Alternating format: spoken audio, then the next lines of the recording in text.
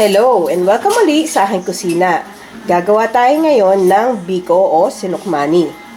And this time, we are on location at hindi ako magluluto. Ang magluluto para sa atin ngayon ay si Ada.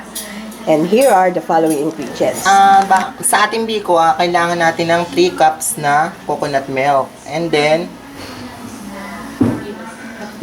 half kilo na sugar. And then, half kilo na glutinous rice. Na sinaing na. Sinaing na siya. So, okay. So, ang lahat ng ingredients at exact measurements, paki-check lang ang link sa description box. Ang ating first step, kailangan mainit na mainit yung kawali. And then, hatiin natin yung brown sugar. Tunawin muna. So, parang aarnibal rin lang yan. Gagawing arnibal. Kailangan tutunawin muna natin yung brown sugar bago natin ilagay yung coconut milk para maging brown yung ating sauce, yung syrup ng ating biko. So, para sa syrup, itong ginagawa natin. Ayan na buo-buo.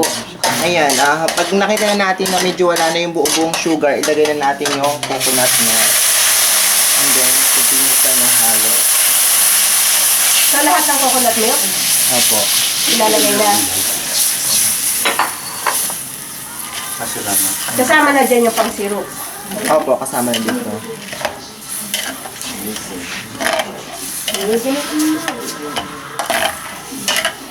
Ayan, ilagay na rin yung natirang brown sugar.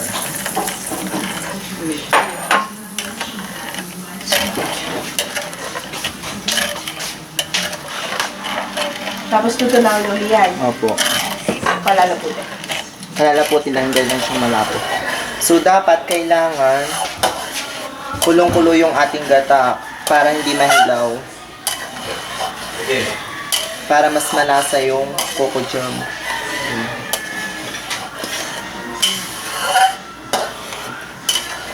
Hintayin lang natin siyang lumapot. So, yung paghahalo, continuous lang o pwede mong iwanan? Pwede po, kung basta mahina lang yung apoy. So, pagka ganitong malapot na siya, pwede na tayo mag-separate ng konti for our toppings. So, mag-separate lang tayo sa isang bowl para sa ating toppings for later. Ito yung sineparate natin. Medyo, mga about 1 cup nung ating coco jam syrup. So, ngayon, isasalin na yung ating pinakuloang or sinaing na malagkit.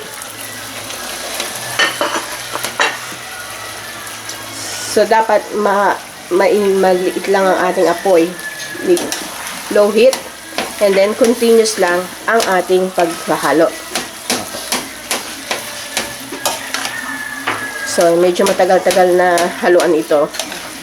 Kailangan malakas ang inyong braso sa paghahalo.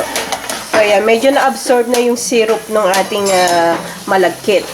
So, continuous pa rin ang ating halo hanggang kailan tayo maghalo? Hanggang sa medyo matigas na yung medyo nabubuhat na angat yung kawali. Pag nabubuhat na yung kawali.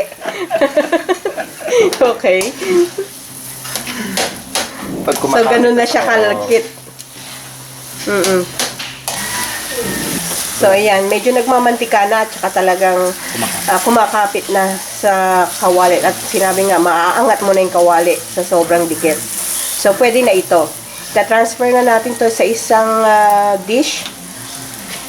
At bago natin lagyan ng topping. Pagsalin natin sa dish, i-flatten lang natin yung ibabaw para medyo smooth siya.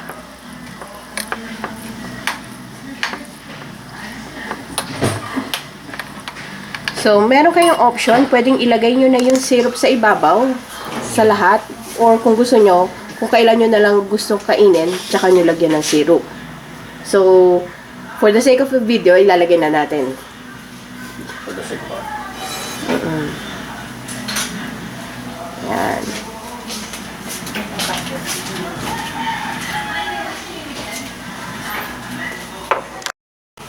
Then, smoothen lang natin ulit. So, pwede nyo namang hindi lagay lahat yung syrup kung ayaw nyo na masyadong matamis. So, yung nyog na pinaggataan natin, so, ayan, pinadry lang natin. Pwede natin itong isangag with, lagyan lang natin ng sugar para sa ating toppings.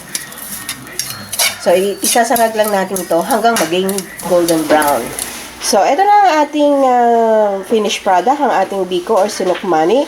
So, meron din tayong additional, optional ingredients, yung ating latik. So, pwede lang kayong maglagay sa ibabaw or yung desiccated coconut, ito-toast nyo lang and lagay nyo sa ibabaw for toppings. So, sana magustuhan nyo itong recipe na ito and share it with your friends. Hanggang sa susunod kong video, magkita-kita ulit tayo. Salamat! Bye!